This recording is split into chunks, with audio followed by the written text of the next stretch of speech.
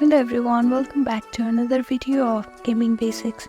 In this video, we are going to learn how to change language in Hamster Kombat app.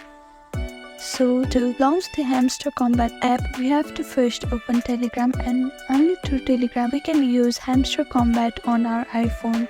So first step is to open your Telegram. Now after you open the Telegram, here you can see the Hamster Kombat chat. Click on it, and on the bottom left corner you can see play button. Click on play. Now after you open Hamster Kombat, here you can see the settings icon. Click on settings. Now you can see the select language option. Click on it and choose your language as you prefer. Here I have chosen English language. For an example, if I choose Hindi, then click on it and you can see that your language has been changed into Hindi.